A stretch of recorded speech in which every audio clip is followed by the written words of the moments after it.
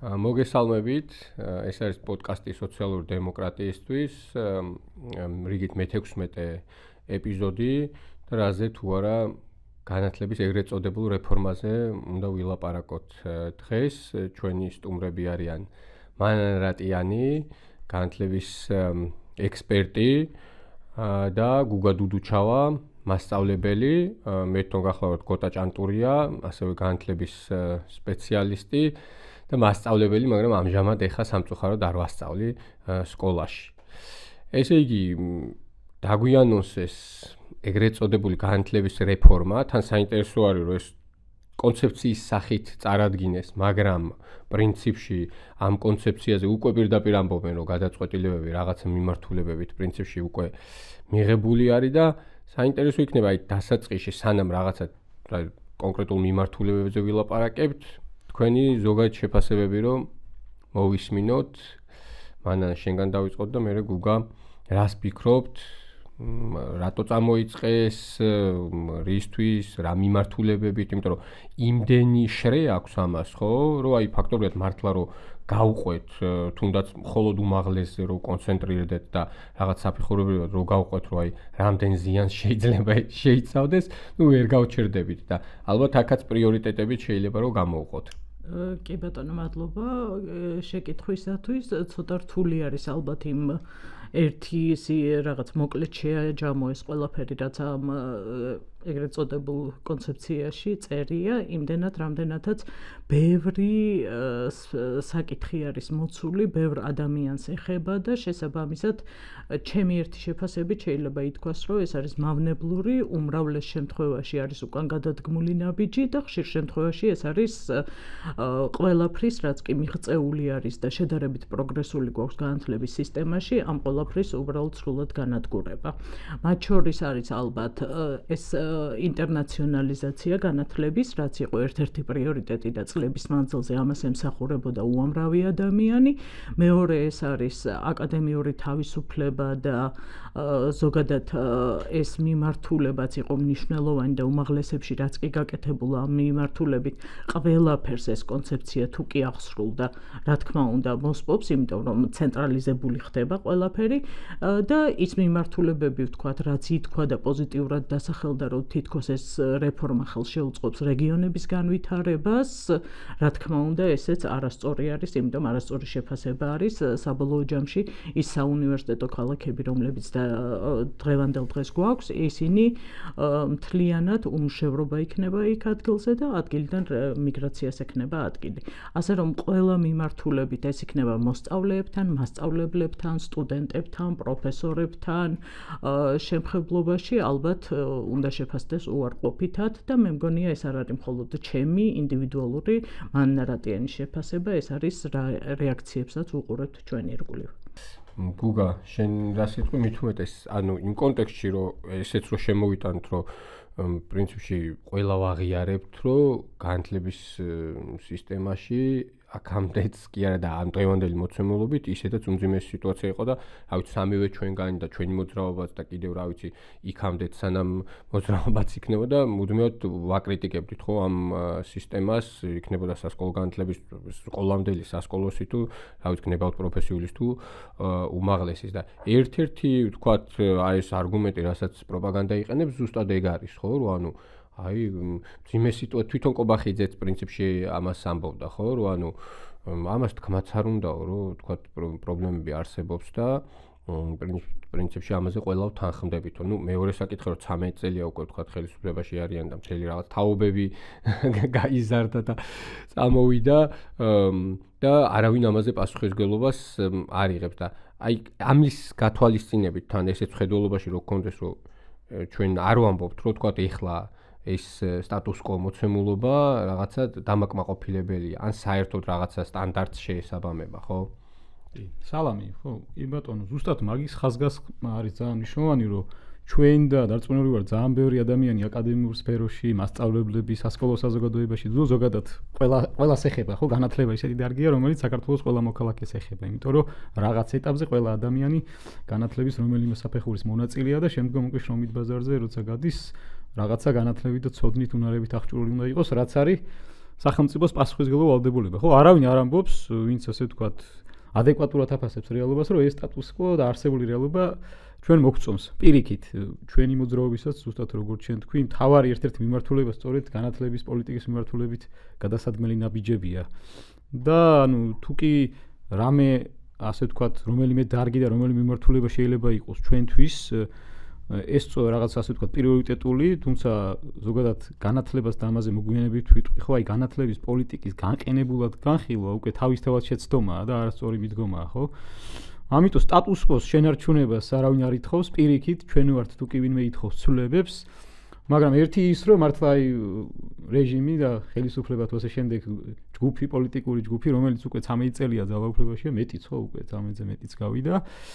ანუ თითქოს ისე რომ რაღაცა ახლა იღებენ ძალაუფლების ხელში, ისე უპასუხისმგებლოდ უდგება, ხო? თუ კი ამბობს თავად ვიაღიერებს, რომ ესე იგი ამ განათლებაში ამ ხელა პრობლემებია, ვინ არის ამაზე პასუხისმგებელი, ხო? ამაზე ანუ პოლიტიკური, მორალური, სამართლებრივი პასუხისმგებლობა ვისეკისრება, ხო? ანუ ეს ერთი ასე ვთქვათ ასპექტი, ხო ამის. მეორეც, ხო, აი ძალიან ბევრმა ადამიანმა, ხო, აი აკადემიური სფეროდან თუ მკვლევრებიდან თუ ზოგადად ექსპერტებიდან უკვე ითქვა ამაზე, რომ თვითონ აი ეს რეფორმა წოდებული, ხო, იმგვარად წარიმართა, ხო, არავის ამაზე ინფორმაცია არ ქონია, ხო? რაღაცა გარკვეული ხნის წინ უბრალოდ აი ესე მოარული ხმები იყო და რაღაცა აი სწორედ ირაკლი ყობახიძე სწორედაც გვაშინებდა პირდაპირ ვთქვათ, მათ არც დაუმალავთ, ხო, ეგ პროპაგანდაშიც იყო ზუსტად ეგ ნაწილი, რომ აი ეს უნივერსიტეტები არიან რაღაცა რადიკალური აზრების კერა და ასე შემდეგ. ხო, ანუ ეს პროპაგანდა ასევე თანსდებდა ამ რეფორმის პროცესს და რაღაც ხრი პროპაგანდა სწორედ აი ახლა ამით ამართლებს თითქოს, რომ აი რაღაცა თითქოს უნივერსიტეტებში რაღაც შესაძლებელია, მაგრამ ეს რაღაც სინამდვილეში არ არის ის, რაც ფუნდამენტურ პრობლემებს ქმნიდა, ხო? ანუ და ამ რეფორმასაც მიუხედავად იმისა, რომ შეიძლება რაღაც თვითონ გარკვეული პრობლემების იდენტიფიცირებაში ისე ცალკე აღებული კონტექსტიდან ამაღებულად რო ავიღოთ, ჩვენც დავითანხმოთ, გავიზიაროთ იგივე დაფინანსების მოდელზე თუ რაღაცებზეა საუბარი, მაგრამ ეს რეფორმა არ ისახავს განათლების სისტემაში არსებული ფუნდამენტური პრობლემების აღმოფხვრას. მათ შორის, უმაღლეს განათლებაზეა ძირითადად ორიენტირება, ხო? ეს რეფორმა თუ კი რამე არის სწორედაც მოსახლეობის აზრზე კონტროლი, აკადემიურ სფეროზე კონტროლი და ზოგადად უნივერსიტეტის როგორც რაღაც ალტერნატიული სააზროვნო სივრცის და კერის ჩაქრობის, ხო? ანუ უნივერსიტეტის იდეა ისტორიულად, ხო, ჩვენ თუ შევხედავთ რაღაც შუა საუკუნეიდან მოყოლებული ევროპულ უნივერსიტეტებს, სწორედ უნივერსიტეტი წარმოადგენდა რაღაც სივრცეს ალტერნატიული აზრისა, რაღაც ახალი, ასე ვთქვათ, პოლიტიკური სააზროვნო ველის შექმნისა, ხო? და ეს არის უნივერსიტეტის და ზოგადად განათლების თავარი ფუნდამენტური იდეა და არსი, ხო? აი და ამის ჩახშობას ცდილობენ ზუსტად. და მათ შორის არ უნდა დაგვაგვირდეს, ხო, რომ აი მანანამ აღნიშნა უნივერსიტეტების ავტონომიურობა და რომ ეს კონსტიტუციით არის აღიარებული, ხო, ჯერჯერობით ეს კონსტიტუცია მოქმედებს ჩვენს ქვეყანაში და პირდაპირ წერია, რომ უმაღლესი განათლების სისტემის ავტონომიურობა დადგენილია, ხო, კონსტიტუციით.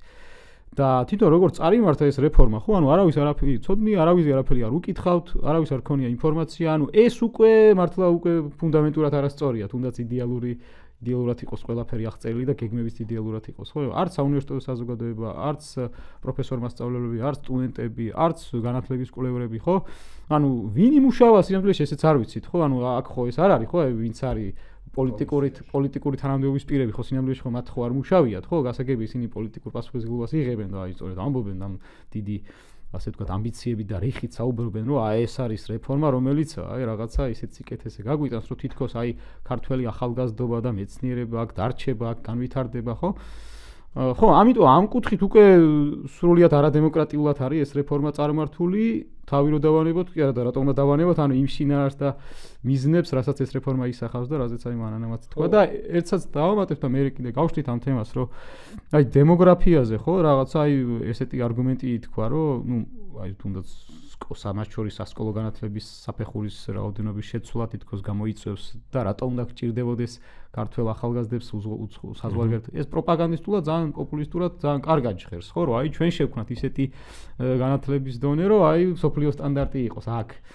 მაგრამ როგორ უნდა შექმნა ეს, როდესაც იზოლირებას მოახდენ, ანუ სრულად გამოეთიშები, ხო, განათლება ხო წარმოუდგენელია, რომ რაც არ უნდა იდეალური სისტემაში იქნება, რომ ერთ ქვეყანაში განვითარდეს, ისე თუ კი არ ექნება მას რაღაცა ის ინტერნაციონალური განზომილება, თუ კი არ ექნება კავშირი საერთაშორისო საკანონმდებლო კერებთან, რომ ის განვითარდეს და როდესაც რაღაცა აი ამას ამბობ, რომ აი შენ შექმნი და რის საფუძველზე, ხო, არანაირი არ უმაგრებს და ეს პირიქით მიგრაციას არათუ გააჩერებს, არამედ ის უფრო წაახალისებს კიდეც რა, იმიტომ რომ ძალიან ბევრ ადამიანს უფრო мотиваციას გაუჩენს, რომ უფრო ადრეული პერიოდიდან იფიქროს ამაზე, რომ უფრო ადრე წავიდეს მიგრაცია. კი ბატონო, ხო.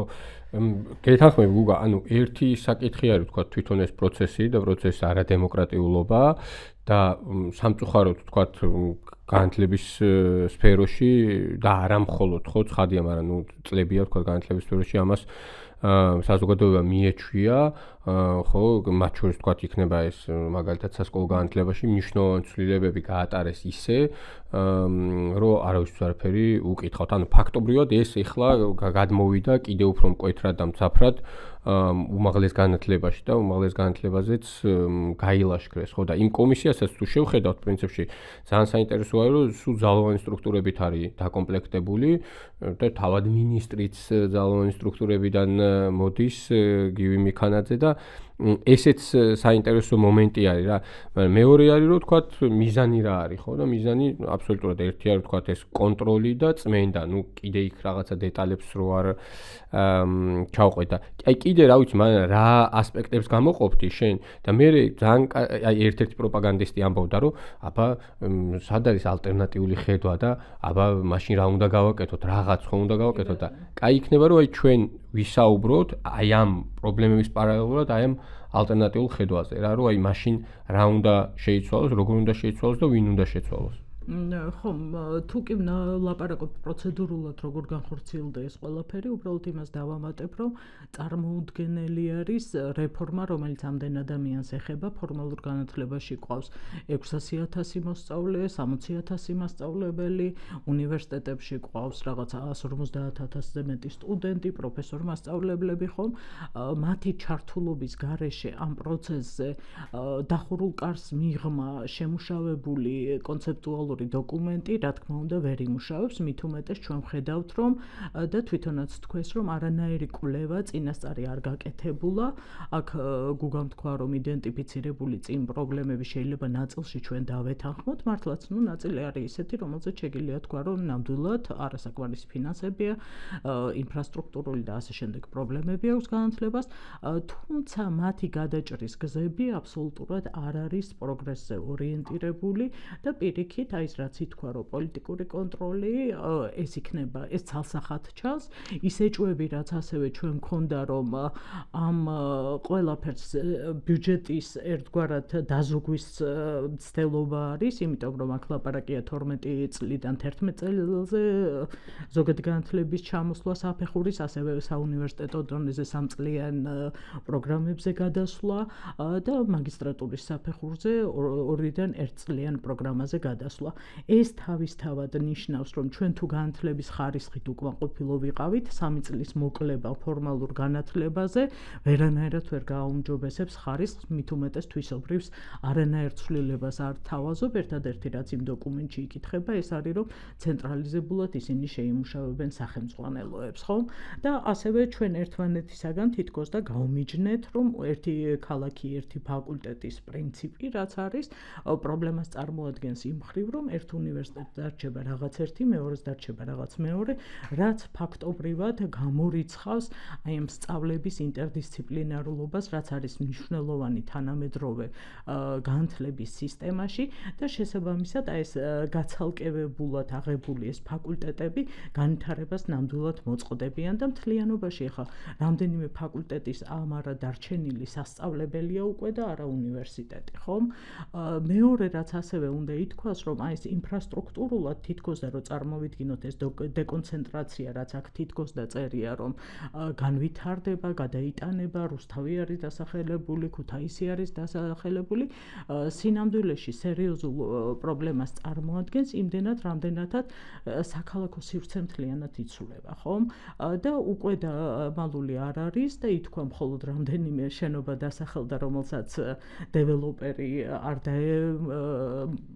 დაეპატრონა პატრონება, ეს არის პირველი და მეორე კორპუსი, ასევე კონსერვატორია, მგონი სამხატვრო აკადემია არის, რომელიც დასახელდა და დანარჩენი კორპუსები ის ვთქვათ, რაც სწრაფი ფულის კეთების საშუალება არის და კარის ბიზნესმენები ვთქვათ, ამით ძალიან კარგად იხეირებენ, სწორედ აი ამ მიმართულებით წარიმართება ქალაქის ახალი განაშენიანება, ხომ?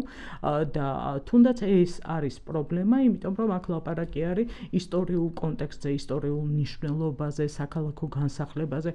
ეს ხომ არ არის მხოლოდ აუდიტორიაში შევიდე და ვისწავლო. უნივერსიტეტი ბევრად უფრო მეტი არის, ვიდრე ერთი აუდიტორია, პროფესორი და სტუდენტი, ხო?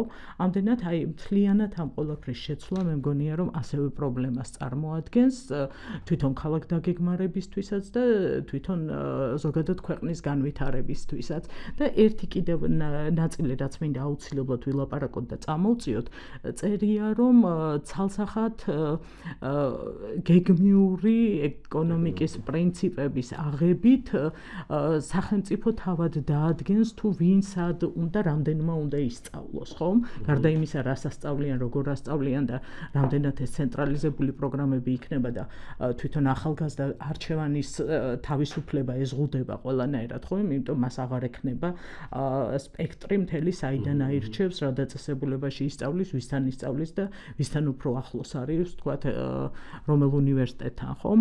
ამ შემთხვევაში არის მნიშვნელოვანი, რომ გეგმიური დაგეგმა პრობლემა არის, იმიტომ რომ შრომის ბაზარს ვაბავთო ადგილებსო და ის განსაზღვრავსო და ჩვეულებრივად ახლა რომ გავხსნათ ჯობსჯი ვებგვერდი და ვნახოთ თუ რა ვაკანსიებზე არის მოთხოვნა, ჩვენ ვნახავთ რომ ეს არის მთლიანად მომსახურების სფერო აღებული და ამით ჩვენ შეიძლება დავინახოთ თუ საით მივდივართ და როგორი განვითარება უწერია საქართველოს მომავალში, ხო?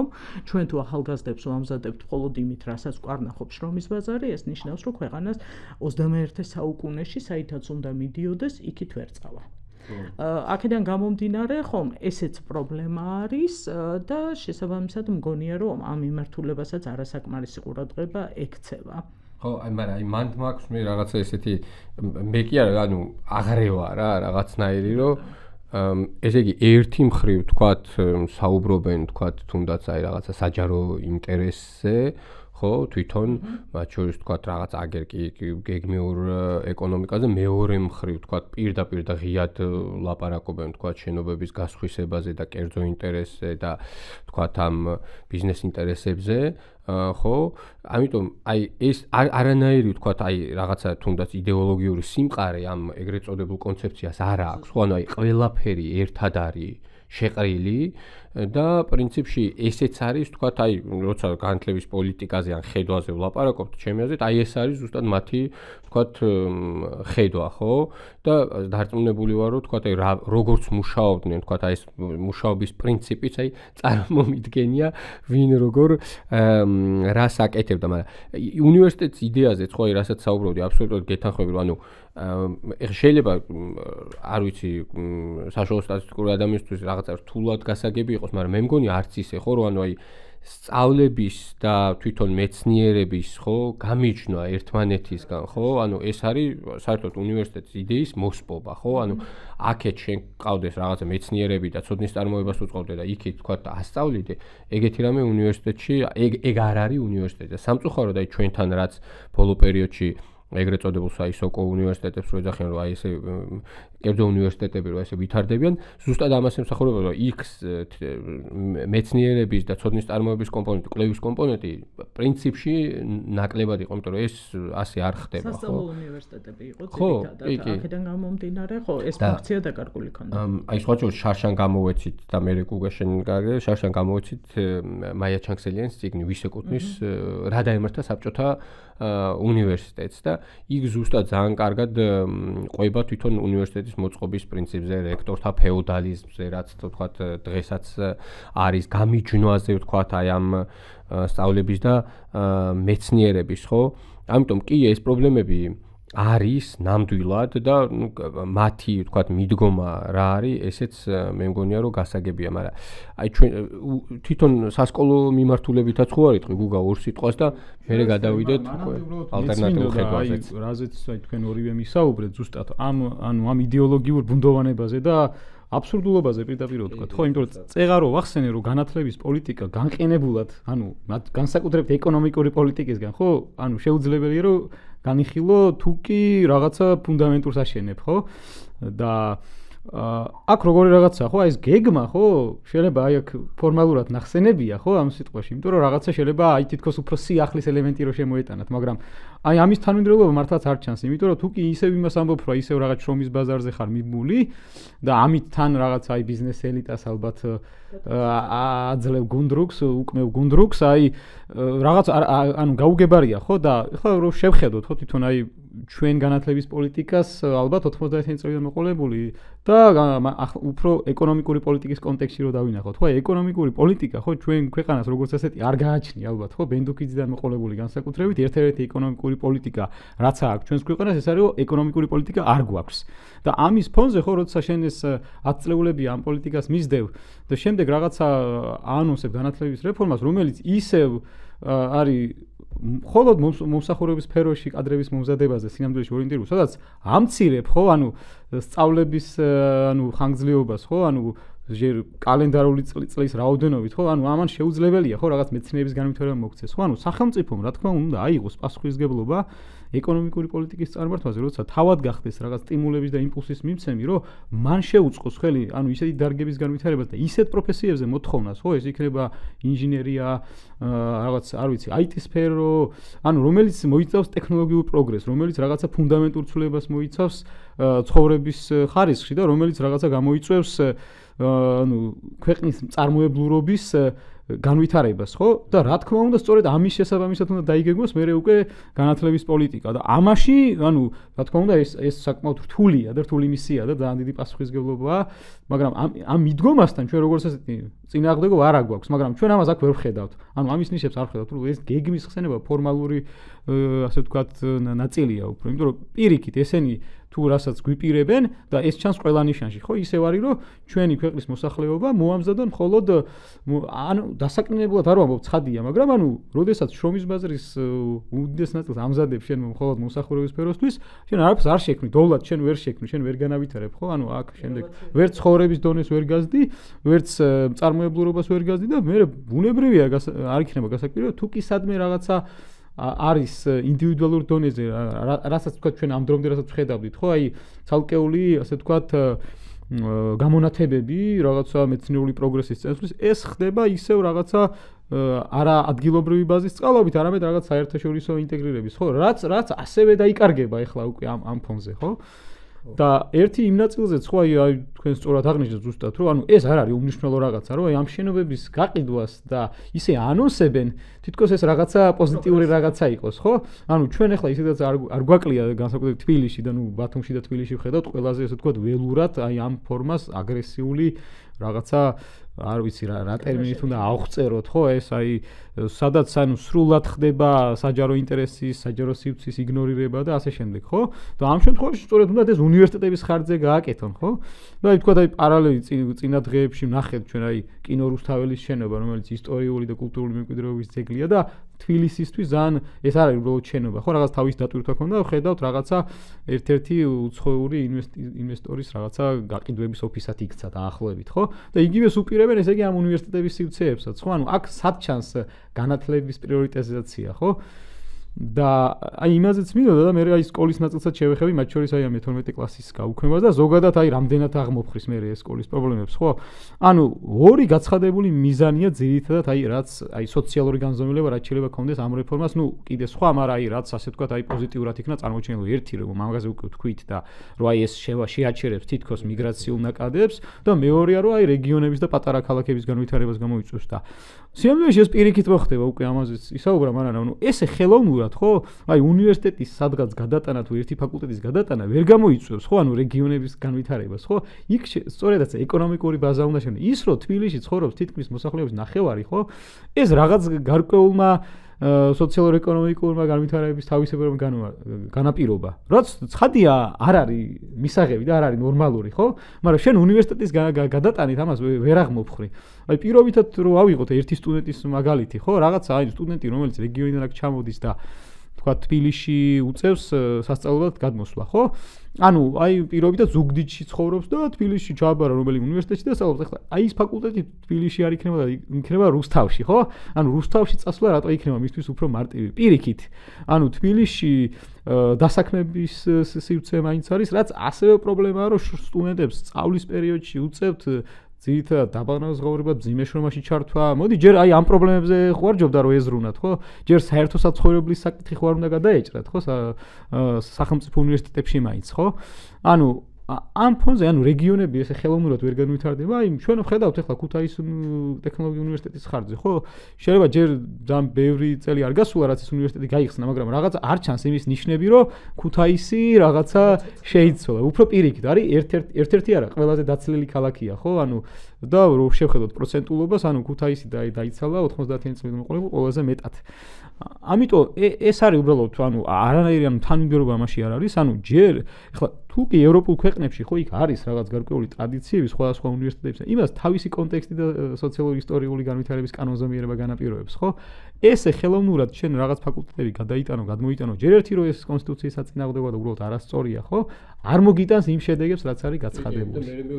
აი სულ ცოტა ხნის წინ აქვს რაღაცა უნივერსიტეტებს, თქვათ, ავტორიზაცია გავლილი, პროგრამებს აკრედიტაცია გავლილი, ამაში უამრავი რესურსი არის დახარჯული და ერთი საკითხი მან ასევე რო თქვათ, რომ ესე იგი ამ ეგრეთ წოდებული კონცეფციით, რომელიც პრინციპში უკვე რაღაც გეგმად წარადგინეს, საჯარო უნივერსიტეტებს უსაზღვრავენ სტუდენტების მიღებას, ხო, პრინციპში საერთაშორისო სტუდენტების უზღუდავენ გამონაკლისების გარდა ასეთი ჩანაწერი არის. ხო და აი ეგეც თქვათ პრინციპში გასაგებია, ხო, რისთვისაც არის გაკეთებული. უბრალოდ წინას დავასრულებ მაინც მეცნიერებაზე რომ ვილაპარაკეთ და იმაზე რომ მეცნიერებს კვლევების შესაძლებლობები ეზღუდებათ ამ რეფორმით, გარდა ამისა არ დავივიწყოთ რომ არანაირად არ არის წახალისებული ახალგაზრდა მეცნიერების საკითხი და ჩაკარგულია თითქოს ამ კონცეფციაში და სინამდვილეში აბსოლუტურად გამორიცხავს ეს კონცეფცია სადოქტორო საფეხურზე ადამიანების შესვლის შესაძლებლობას, იმიტომ რომ სადოქტორო საფეხურზე რო შეხვიდე, შენ 2 წლიანი მაგისტრატურა კვლევითი კომპონენტით უნდა გქონდეს დასრულებული. შესაბამისად, მაგისტრატურის 1 წლამდე შემცირება აი ამ კვლევით კომპონენტს უგულებელყოფს და წარმოუდგენელი არის, როგორ უნდა შეძლო შემდგომ უკვე სადოქტორო პროგრამების განვითარება. ანუ გარდა იმისა, რომ არსებულ მკვლევრებს და პროფესურას უზღუდავ კვლევის განხორციელების შესაძლებლობას, ასევე ახალსაც აღარ იზიდავ სისტემაში და ჩვენ ვნახეთ, რომ აი ეს ხით ჩატეხილობის პრობლემა და გარკვეული პერიოდის პრობლემა, რომ კვლევები არ იყო არანაირად ახალგაზრდები არ მიდიოდნენ პროფესიებში, კვლევები აღარ კეთდებოდა, საკმაოდ დიდი ჩავარდნა ჰქონდა ხანგრძლივი ამ მიმართულებით და ეხლა ვთქვათ, როდესაც ვხედავთ, რომ უნივერსიტეტებმა მეტნაკლებად საერთაშორისო რეიტინგში დაიწყეს თავის დამკვიდრება და მაგალითად ილიას სახელმწიფო უნივერსიტეტი, რომელიც ნომერ 1 ადგილზეა, ხო, თავის საერთაშორისო კვლევების ციტირების ინდექსით ვხედავთ, რომ აი ეს საშუალებები, რა თქმა უნდა, ეზღუდება, იმიტომ ითქვა, რომ ტრადიციულ მიმართულებებს უნივერსიტეტებს დავუტოვებთო და ამ დროს ერთ-ერთი ყველაზე მაღალი რეიტინგი საბუნებისმეტყველო მიმართულებით არის, რომელიც შეიძლება ითქვას, რომ ტრადიციული არ არის ილიას სახელმწიფო უნივერსიტეტისთვის, ხო? რას ვაკეთებთ იმაში, რაშიც თქვა დიდი პროგრესი გვაქვს, რომ ყველაფერს უბრალოდ ვშლით და გადაგვაქვს სხვა ტერიტორიაზე. ასევე, ხო, კვლევითი კომპონენტის გარდა უკვე კითხვა იყო საერთაშორისო აი ამ მიმართულებაზე სტუდენტებზე, ხო? ეს პრობლემა არ არის მხოლოდ ის, რომ ჩამოდიან ვიღაცისთვის შეიძლება აი ეს მრავალფეროვნება არის მნიშვნელოვანი უნივერსიტეტისათვის და საუნივერსიტეტო ცხოვრებისათვის, ბევრად ამდიდრებს სტუდენტის გამოცდილებას იცხოვროს აი ესე სხვადასხვა კულტურის ადამიანების გვერდიგვერდ, იმიტომ რომ ასეთია ცხოვრება დღევანდელ გლობალიზებულ სამყაროში და მეორე არ უნდა დაგვავიწყდეს, რომ თუ კი სხვა ქვეყანაში საერთაშორისო სტუდენტების მიღება წახალისებულია იმით, რომ ის ქვეყნები თავაზობენ დამატებით ვთქვათ გრანტებს უცხოელ სტუდენტებს, იმიტომ რომ ჩავიდნენ, იმიტომ რომ ეს მრავალფეროვნება მათთვის ღირებული არის, ჩვენთან ეს სტუდენტები ჩამოდიან თავისი დაფინანსებით და ისინი ბევრად უფრო მეცი ხდიან, ვიდრე ქართველი სტუდენტები საქართველოს ინსტიტუციებში სწავლისას და ისინი ერთგვარად აფინანსებენ, აბალანსებენ ქართველი სტუდენტის მიერ გადახდილ თანხებს. თანხას, იმიტომ რომ ქართველი სტუდენტის სახელმწიფო უნივერსიტეტებში ერთწლიანი სწავლება სახელმწიფოში შეფასებული აქვს 20 წლის წინ $2250 და იმის მერე ეს დარჩა ასე. შესაბამისად, ფაქტობრივად ხარისხიანი განათლება რომ მისცეს სტუდენტს, ეს ნამდვილად არაა საკმარისი, მით უმეტეს თუ კი ავიღებ ისეთ მიმართულებებს, რასაც დიდი რესურსები ჭირდება, ლაბორატორიები ჭირდება, ველზე მუშაობა ჭირდება და ასე შემდეგ და რეალურად საერთაშორისო სტუდენტიდან შემოსული თანხა რო არ ქონდეთ სახელმწიფო უმაღლეს სასწავლებლებს, განათლების ხარისხიანად მიწოდების საშუალება არ იქნებოდა. ბევრად უფრო დაბალი დონე გვექნებოდა დღევანდელ დღეს. ასე რომ სახელმწიფო უმაღლესიდან გამოყვანა სტუდენტის ეს არის ერთგვარად სახელმწიფო უმაღლესების უკონკურენტო პირობებში ჩაყენება კერძო უმაღლეს სასწავლებლებთან მიმართებაში, რაც აბსოლუტურად არასწორი მგონია და იქ გამონაკლისები რომელიც ჩაწერილია, ვიცით ჩვენ გამონაკლისები რა შემთხვევებში დაიშვება ხოლმე და ეს არის აბსოლუტურად პარტიასთან აფილირებულ სასწავლებლებს ექნებათ გარკვეული გამონაკლისის შესაძლებლობები, ხო? ანუ ეს მიმართულებაც ცალსახად პრობლემური არის და ის სტუდენტი არ დაგვაუწყდეს, რომ არა მხოლოდ ქართულ სტუდენტს აფინანსებს, თანადამფინანსებელია ქართველი სტუდენტის, არამედ ამავდროულად ეკონომიკის ერთგვარად გამაძლიერებელი, იმიტომ რომ იმ სტუდენტს სჭირდება ბინაკვება, გზავრობა, სხვადასხვა ტიპის ჟანდაცვის მომსახურება და ასე შემდეგ, ხო? ანუ ეს ყველაფერი თანდევი სისტემები მუშაობს და შესაბამისად იღებს მათგან აი ამ თანხებს და დაფინანსებას. აქედან გამომდინარე, ბევრი რამ პრობლემური არის და ეს პრობლემურობა არასწორად არის დანახული პრობლემის გადაჭრის გზები. ის 7 პრიორიტეტი კიდევ თანმიმდევრულად რო ვთქვათ, არ არის დადგენილი, რომ ყველაზე მთავარი და ყველაზე ამოსავალი და ყველაზე სწრაფად გადასაწყვეტი პრობლემა იყო და მით უმეტეს გადაჭრის გზები არის ძალიან რა ვიცი, რბილად მინდა ვთქვა, როგორ ვთქვა, რომ აბსურდულია არ გამოდის ახლა ეს ფრაზეოლოგია. პრინციპში თავიანთი მიზნებისთვის ძალიან ლოგიკურიც არის, მე თუ მკითხავთ. აი რაზეც საუბრობდი, ხო, ანუ პრინციპში მით უმეტეს კერძო საჯაროებისთვისაც, მაგრამ კერძო უნივერსიტეტებისთვისაც განსაკუთრებით თქვა ეს სამედიცინო მიმართულება და თქვათ უცხოელი სტუდენტების მოზიდვა, პრინციპში ეს იყო რაღაცა მთავარი დასაყრდენი და რაღაცა მაშველი რგოლი კი, მაგრამ მაინც თქვათ რაღაცა მარკეტინგულ ცენტრებად უფრო იყვნენ ეს უნივერსიტეტები გადაქცეული, თქვათ აი მიდიოდნენ, მონაწილეობდნენ იქ რაღაცა იმაში, რა ქვია, ფესტივალებში თუ საერთაშორისო გამოფენებზე და კონფერენციებში და იქიდან ეს სტუდენტები მოყავდათ, მაგრამ ამას რა იწვევს, ხო, ანუ პრობლემა რაში მდგომარეობს, რომ აი ეს დაფინანსების სისტემა როგორი არის, ხო, ჩვენ შემთხვევაში და მათ შორის ის რომ თქვათ, აი როცა ალტერნატიულ თქვათ რაღაცა ხედვებზე ვლაპარაკობთ, ხო, წლებია უკვე და დაანონსებულიც იყო ჩვენთან, რა ვიცი, წლების წინ, რომ არა, დაფინანსების მოდელის ცვლილება ერთი, მაგრამ თვითონ დაფინანსების გაზრდა, ხო, რომ მშპ-სთან მიმართებით 6%-მდე უნდა გაზრდილიყო, ან ჩვენ თუ ეხავ ხარჯავთ რაღაც 10-11%-ს, ხო, ეს არის საერთაშორისოდ მინიმუმ 20% მაინც უნდა იხარჯებოდეს. ამიტომ ჩვენ განათლებაში თქვათ საკმარის რესურსს არ ვდებთ და ზუსტად იმიტომაც არის, რომ თუნდაც თქვათ ეს პროფესორები ირაკლი კობახიძე რასაც საუბრობდა და ფენომენალურია, რომ თვითონ ეს სასაცილოდაც იყო მე ხო გამოყენებული, თვითონ პრემიერ-მინისტრია და პარალელურად შეთავსებით DSU-ში ასწავლის და გვახსოვთ დაცვით რო დადიოდა და მთელი ამბები, ხო? და ამიტომაც არის, რომ ეს პროფესორებიც თუ ასოცირებული პროფესორები, ლექტორები გაბნეულები არიან უამრავ უნივერსიტეტში და ვთქვათ, ანუ პრინციპში გადარჩენისთვის უფრო არიან ორიენტირებულები თვითონ უნივერსიტეტებისთვის და ამიტომაც ეძებენ ვთქვათ ამ დაფინანსების წყაროს.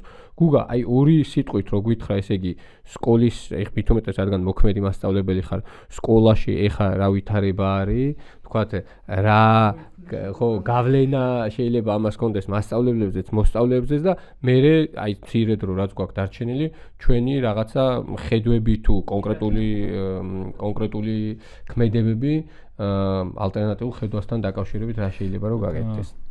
ხო, ანუ სკოლაზე ახლა ამ რეფორმად წოდებულში გარდა იმისა, რომ ანუ აი მე-12 კლასი გაუქმება ესეც გამოცხადდა, ანუ სხვა პრინციპში არც არაფერია, ხო, მაგრამ სკოლის პრობლემები და სკოლაში არსებული უმძიმესი რეალობა ჩვენ წინ არის, ხო? და ეს მე-12 კლასის გაუქმებაც ხო არ არის მხოლოდ ის, რომ აი ბოლონიის პროცესისგან ჩამოშორება, რაც რა თქმა უნდა უდიდესი პრობლემაა და ამ საერთაშორისო განზომილებას ასე ვთქვათ აცლის, ხო? ანუ როგორც იქნა ეს მოწოდებული, ხო, სინამდვილეში ეს არის განათლების ხელმისაწვდომობაზე შეზღუდვა და განათლების საჯარო განათლების განსაკუთრებით მათ შორის მთავარი პრინციპის თანასწორობის უგულებელყოფა, ხო? ანუ გაცხადდა, რომ ანუ ჩვენ კი გავაუქმებთ, მაგრამ იქნება რაღაც სკოლები, სადაც იქნება 12 კლასიანი საფეხური და იქ შეუძლიათ და რას ნიშნავს შეუძლიათ, ხო? ანუ აქ უამრავი ბარიერი იქნება, რაც ფაქტურად შეუზღუდავს 90%-ს, ანუ ასეთი სკოლების სარგებლობას, ხო? ესეთი რაღაცაც კი ითქვა, რომ აი, ვისაც ევროპაში უნდა წასვლა, შეიძლება რომ მანამდე ერთი წლით ადრე წავიდეს, ანუ თითქოს ეს ძალიან მარტივი გადაწყვეტილება იყოს. ალბათ თავისი გადასახედიდან ფიქრობენ, ხო? ანუ ჩვენთან ისედაც, ანუ საჯარო განათლების მდგომარეობაზე და სკოლების მდგომარეობაზე ყველაზე კარგად მეტყველებს ის, რომ არც ერთი მინისტრის მოადგილის, არც ერთი პარლამენტარის შვილი არ დადის არც ერთ საჯარო სკოლაში, ხო? ანუ წესით ეს რეალობა რო ვართ, უკვე ანუ ეს რაღაც განგაჟისის უნდა იყოს, ხო? ანუ ვერავინ ვერ უნდა ბედავდეს, ვერც პრემიერ-მინისტრი და ვერც განათლების მინისტრი შემდეგ რაღაც განათლების რეფორმას აანონსებს, როცა მისი შვილები არ სწავლობენ, ასე ვთქვათ, საჯარო სკოლებში, ხო? ანუ თუ სკოლებზე ვლაპარაკობთ და ისედაც ჩვენ განათლების სისტემას განსაკუთრებით აი ზოგად განათლებაში ძალიან კარგად ჩანს, რომ აი უთანასწორობის პრობლემა უმწვავესად უდგას, ხო? ამაზე არაერთი კვლევაა, რომ ანუ ის რომ როგორც აი ეროვნული გამოცდებში ასე ვთქვათ ნაჩვენების შედეგები ხო ძალიან კარგად აჩვენებს, რომ ადამიანები და ოჯახები, რომელსაც აქვთ შესაძლებლობა, რომ ასე ვთქვათ ყავდეთ კერძო რეპეტიტორები, ჩვეულებრივ ხო, ანუ აქ არ არის გამონაკლისებზე, ხო, ხანდახან რაღაც საინფორმაციო გამოშვებებში რომ ხდება, რომ აი რაღაც რაჭის სოფელის სამადამ სკოლის მოსწავლემ რაღაც აჩვენა ყველაზე მაღალი შედეგები, ხო? ანუ ეს არის უბრალოდ გამონაკლისები, ხო? სინამდვილეში ტრენდი არის ის, რომ სადაც ანუ თბილისში უბნების მიხედვით, იქ კერძო სკოლებში არის უფრო, ანუ ეს უკვე არის სიმპტომი უბრალოდ, ხო? თორე პრობლემა არის სიღრმეში, ხო? და აი ამაზე არანაირი რეაგირება არ ჩანს ამ დრომდე და არანაირი პასუხისმგებლობის აღება, ხო?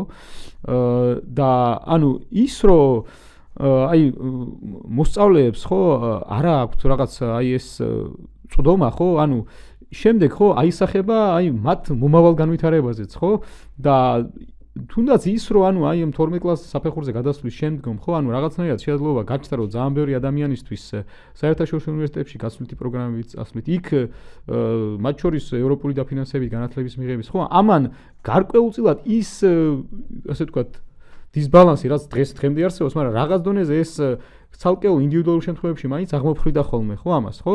და ანუ ფაქტიურად ამ შესაძლებლობასაც ხსნით ამით, ხო? ანუ თორე ის რომ მე-12 კლასში რო არ დადიან მოსწავლეები და ესეც პრობლემაა, ხო? ანუ ეს თითქოს ანუ ვინ არის ამაზე პასუხისმგებელი, ხო?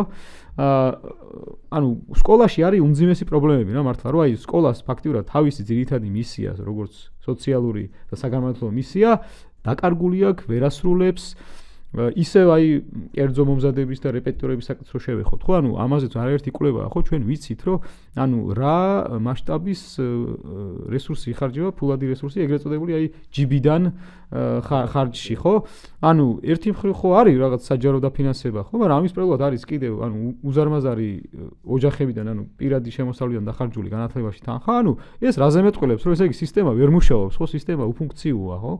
და ისევ უთანასწორობა რჩება, ეს უთანასწორობა არ აღმოიფხვრება, პირიქით იზრდება და ეს ისევ გაზრდის, ხო, ანუ 11 კლასიან სწავლებაზე გადასვლა არაფერს არ შეცვლის, ხო, ანუ იგივე გახდება ახლა პოპულისტურად, ხო, ესეც უნდა ვაღიაროთ, ხო, სასკოლო საზოგადოების რაღაც ნაწილში, აი, განსაკუთრებით ხანდახან მშობლებს ეჩქარებათ ხოლმე, რომ რაღაცა აი მათმა შვილმა, ხო, თითქოს ანუ აი ის გზაზე დაყენება, როგორც თქვენ თქვით, ანუ ის გზაზე დაყენება თუ მომზადებელია, ხო?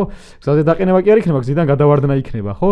ამიტომ რა თქმა უნდა, მე-11 კლასი შეიძენს იგივე ფუნქციას, რაც დღეს მე-12-ს აქვს და ისიც უნდა ვთქვათ, რომ ძალიან ბევრ სკოლაში სამწუხაროდ, ხო? ანუ მე-11 კლასშიც კი არ არის მაინდა-მაინც დასწრების კარგი ხარისხი და რას აძლევს კიდე დღევანდელი სკოლა. ანუ სკოლა არის ფუნდამენტურად გადასააზრებელი, ფუნდამენტურად შესაძლებელი. ანუ ესეც უნდა ვთქვათ, რომ ზოგადად თანამედროვე საჯარო განათლებას და ზოგადად სკოლის სისტემა შეიძლება თელ მსოფლიოში უდგას გამოწვევები, ხო?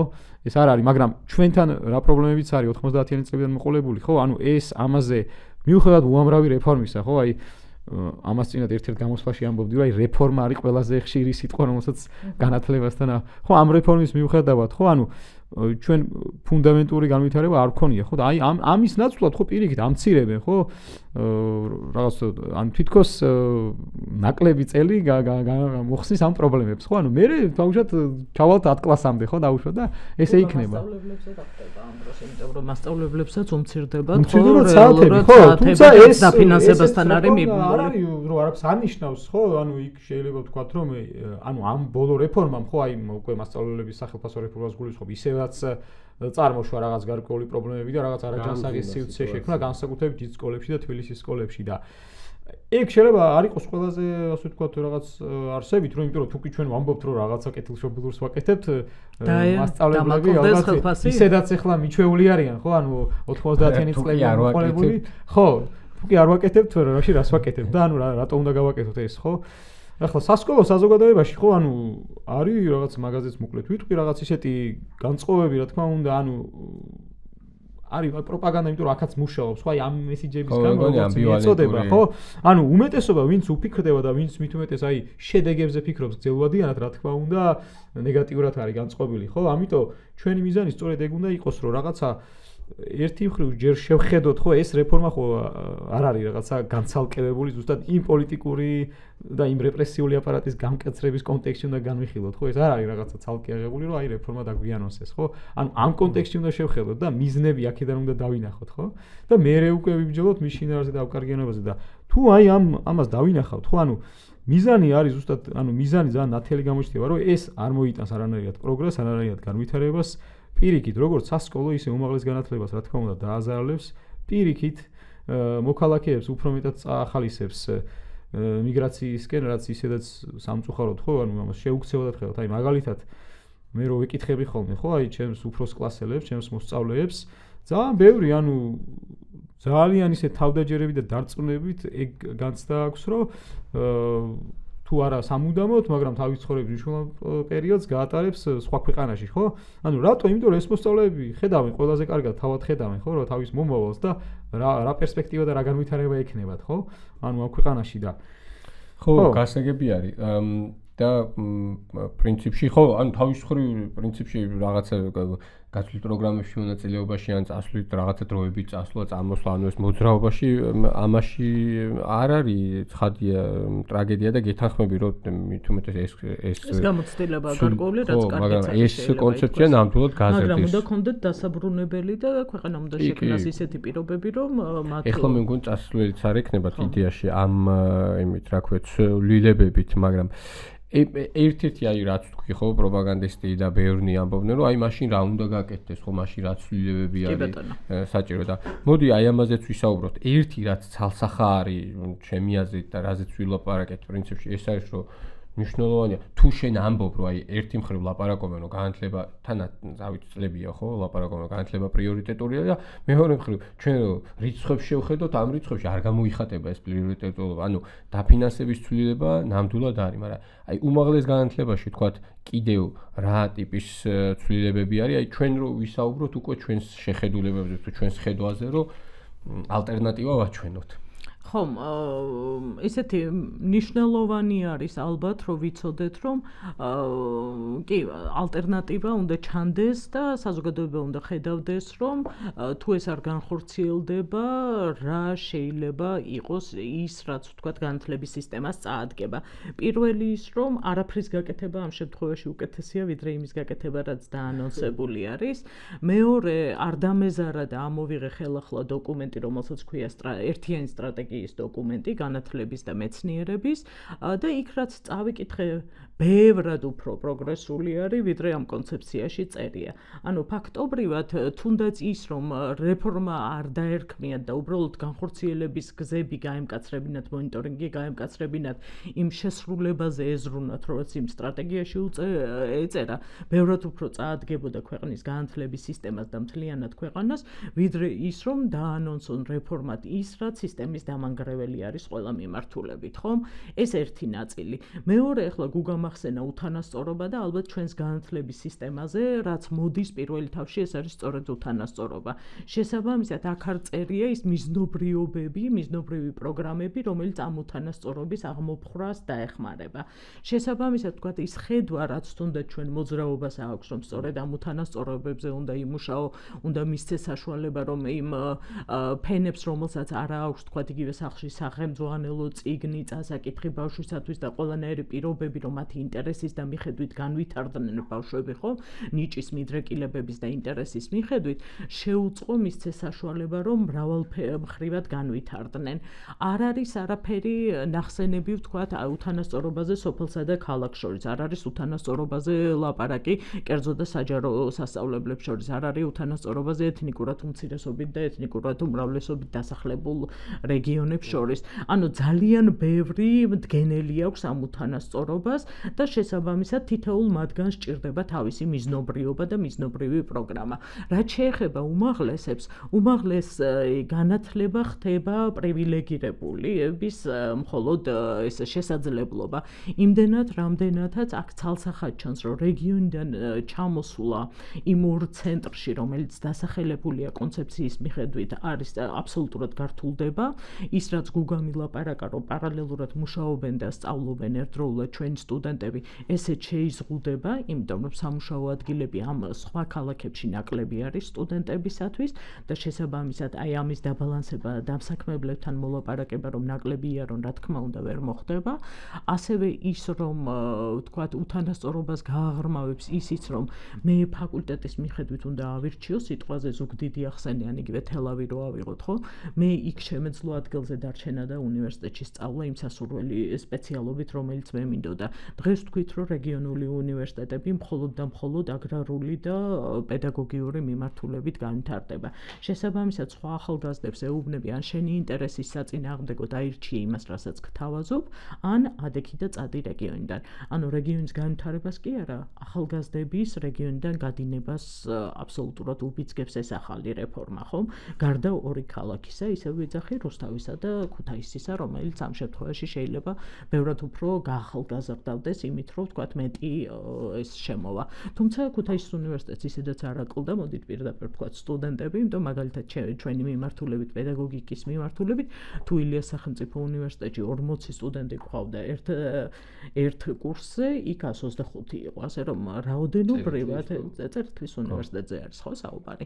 აქედან გამომდინარე, მოდით ვთქვათ, რომ ის რაც არის და როგორც ვთქვათ, ამ კონცეფციას პრეზენტაციას უკეთებენ ხალხს ეუბნებიან, რომ რაღაცა ტიპის პროგრესი არის, პროგრესს რა თქმა უნდა ნაკლებად ვხედავთ და ვხედავთ საზოგადოების მხრიდანაც დიდი გამართლება ამ რეფორმას არ ქონია და დიდი მიმდევრები ამ რეფორმას არ გამოჩენია. ასე რომ ერთი რომ მიზნობრიობა ჭირდება და მიზნობრივი პრობლემების აღმოფხვაზე მიმართული ვთქვათ აქცენტები უნდა გაკეთდეს და ისეთი პროგრამები უნდა დაანონსდეს და განხორციელდეს და მეორე რაც ასევე მნიშვნელოვანია, შეგვიძლია უკვე არსებულ დოკუმენტს დაუბრუნდეთ და უბრალოდ იმას მივდიოთ, როგორც არის მაგალითად ერთიანი სტრატეგია განათლების და მეცნიერების. ანუ გუგა 3 წუთი გვაქვს და ანუ ამ შემთხვევაში ისე მით უმეტეს შენი ამ აქტიური სტუდენტური გამოცდილებიდან და მათ შორის თქვათ აი პრაქტიკულად რა ვიცი ამ კონცეფციაში თქვათ სტუდენტების პერსპექტივა პრაქტიკულად არ არის წარმოჩენილი და თუნდაც ის რასაც ესენი ეძახიან ხო ატლებია თქვათ ესენი გრანტს რასაც ეძახიან რეალურად ის არ წარმოადგენს ხო რაღაცა ტიპის გრანტს რომელიც თქვათ არც საცხოვრისის ხარჯს მოიცავს არც რამე ყოველდღიურ ხარჯს და ასე შემდეგ რაც თქვათ მათთვის აი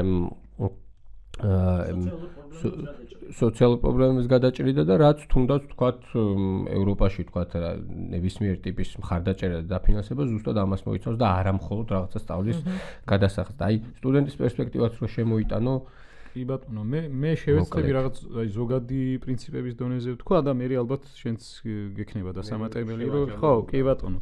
ანუ თავარი პრინციპი აი უკვე ჩვენ ვახსენეთ ხო, აი უთანასწორობა, ანუ უნდა იყოს ხელმისაწვდომობის ზრდა, ანუ განსაკუთრებით ზოგად განათლებაში და ჩვენ ეს უდიდესი პრობლემა გვაქვს.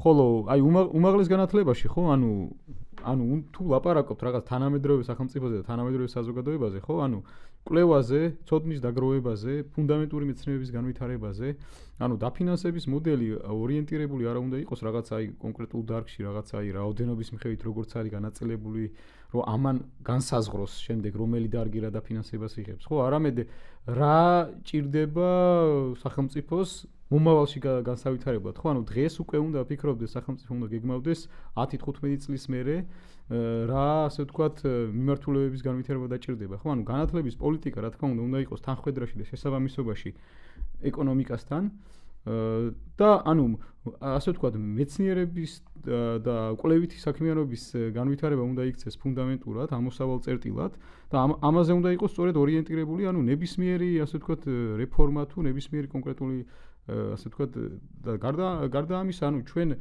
არ უნდა ასე ვთქვათ რაღაცნაირად შევზღუდოთ, ანუ ის პოტენცია, რომ რაღაცნაირად ქვეყნის რაღაცა, ანუ დაბალი ღირებულების წარმოებელ და იაფი მუშახელის წარმოებელ ქვეყნად არ უნდა ვიქცეთ, ხო?